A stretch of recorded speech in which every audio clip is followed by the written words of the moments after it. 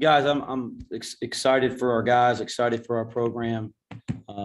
We first time we've been on the national stage, and I thought our guys performed well. I didn't like how we started the game.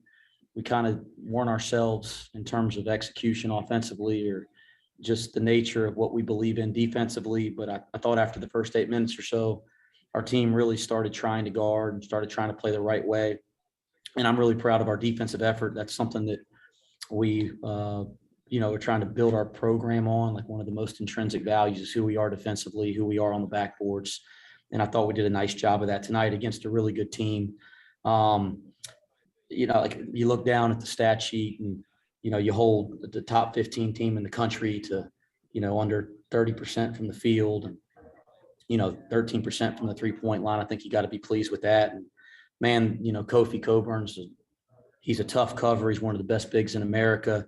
And he had some great moments and had a night, but to out rebound him 40-36, that's something I'm proud of because, boy, he's a load and he's difficult. And I thought our bigs tonight, I thought all three of our big guys that we threw at him did a great job of giving him different looks and making it difficult. We knew he'd have some moments, but I thought we wore him down over the course of the game, or at least that's what we were trying to do. But no, a big win for our program. We're excited, and we'll try to enjoy it here for the next hour and a half, and then we got to get focused on what's going to happen tomorrow night.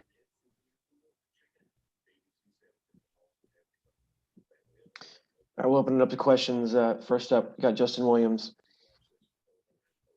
Coach, after that under 12 timeout in the first half, the defense seemed to ratchet up, but you also seemed to maybe switch up the coverage on Kofi and start doubling. Was that a change of plan? It wasn't really a change of plan, Justin. I think, we did adjust our basic principles of how we guard the post for this game. I just don't know if we executed that early in the game. We didn't want him to get deep catches. We didn't want to give him catches with angles, and we wanted to help more from the perimeter because you look down and he had 5 assists last year. So you wanted to help more from the perimeter with your digs and things of that nature. But, I thought, Dual, Odie, and Hayden just did an incredible job of making it difficult and making it miserable. I mean, you look down, 7 for 13, 18 points. 5, he still has a great night. But I thought we made it more difficult after those first couple minutes. And then I thought our guards did a nice job of coming in and just trying to get their hands on balls. And, our hands were active there. I don't know about the first 8 minutes, but the next 32, our hands were pretty active. And I thought that had something to do with it around the basket as well. Next up, Jay Sam. Coach, I just was going to ask what was said in that timeout, because it just seemed like as a team that had more swagger, just, they got more, the defense really ratcheted up. What was the message, or what did you say during that timeout about 8 minutes in that 12-minute timeout? We talked a lot about the under 4 and the under 16 and the under 12. We talked a lot about just being ourselves. I didn't almost recognize that team the first, 4 to 8 minutes of the game. In terms of who, we weren't playing our defensive principles. We weren't alert. We weren't executing offensively. And, listen, hey, sometimes you're going to get your butt kicked. That's part of college basketball. And I'm okay with getting my butt kicked. That's part of it. I don't like it, but it's part of it. But if we're going to get our butt kicked, let's do it playing our way. And I thought our guys really adjusted and started playing the way that we practice every day and the way that we played for the most part in our first 4 games of the year. And then it was neat to see some positive results come from that. I think that's good this time in the year to get some results when they do it right. Next up, Keith Jenkins. Keith, you're on mute. Sorry, Wes, you said that you want the depth to be a strength of this team. As long as everyone buys in, that can be the case. Mike Saunders off the bench because it's a huge game. Ado gets in the foul trouble early, and the depth off the bench helps you guys inside. Can you talk about how that depth tonight really was an impact? It really was, Keith. And it's something we have to continue to embrace. And it's not easy. We got guys that could play 25, 30 minutes at a lot of other programs, and they're going to have to sacrifice some of that this year for our team to have more success.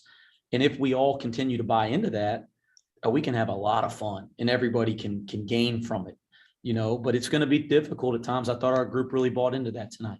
I thought the ability to play 5 guys in the front court was really important in tonight's game. I thought the ability, to play multiple point guards, one in, one out, or together. I mean, I like playing Mike and Micah together. I listen, we're going to need to play into our bench. I'd like to play even deeper into it. I didn't get Jared in tonight till the very end, and I think he'll be in our rotation this year. So I think the depth has to be a strength of this team, and it certainly helped us, especially as we got into the second half tonight. Brandon, you're up next. Wes, a lot of us that have watched Cincinnati basketball over the years have always seen the identity be, tough, gritty, scrappy. It seemed like that was tonight. Is that what you want this team's identity to be? Just that Cincinnati brand of basketball that's been for years? Yeah, I do. That's one of the reasons that I was excited to accept the job and be the head coach at Cincinnati, because I thought the things that I really believe in and the way that I want to coach the game as a head coach aligns directly with the way that Cincinnati basketball has been for a long, long time, over generations. So I felt like it was a good fit, and we haven't arrived, guys. I listened. That was a good night, excited. We haven't arrived across some finish line, but I do want us to be a team that plays defense first, that rebounds first, that does the little tough things every night, game in and game out. And we took a step forward in that direction tonight. Justin, did you have another question? Yeah. Wes, you went to Mike pretty quick off the bench. I realize we always talk about his speed, but did you get the sense that maybe Illinois wasn't fully prepared for how fast he was? I don't know if I'm prepared for how fast his ball speed, and I've said it since the first week I coached him. You notice it on tape when I was looking into the job, but like in person, I played with Ty Lawson for a year in college, and it's the only person Mike's the only person I've ever been around that makes me feel like he has a similar speed with the ball to Ty Lawson. I'm not doing the compare thing. That was a long time ago, but it's the first person I've been around since I played where I went, man, it reminds me of Ty. So his ball speed's so significant. Mike's really embraced making a sacrifice. We have 2 starting point guards. Mike and Mike are both deserving to start. And so he's going to check in the game early, Justin, just because we view him as like our 6th starter. So he's going to check in early, and it gives us a chance to get Dave out early because we run a lot of stuff to him early. So it's kind of the way the rotation's starting to shake out, at least early in the year. Got time for a couple more questions. Keith, you got one?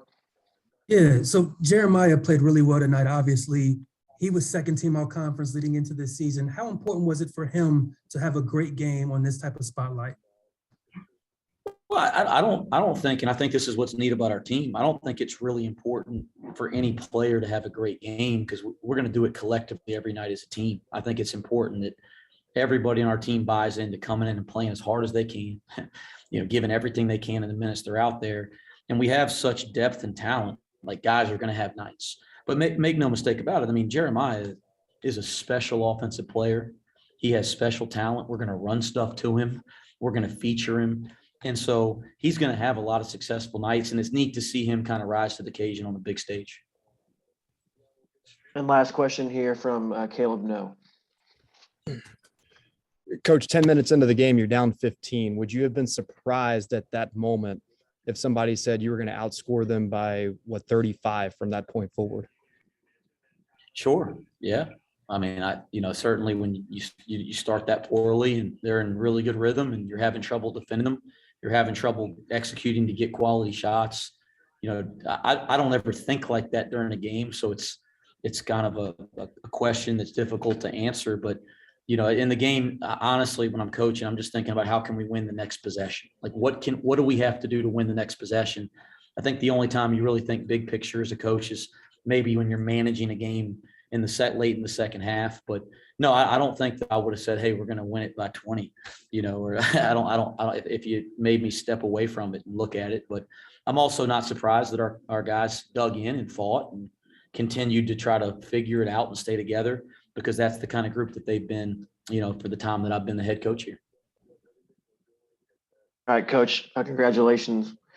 Thank you. Appreciate your time. I think we got a couple of Cincinnati players here as well that'll hop on. Thanks, guys.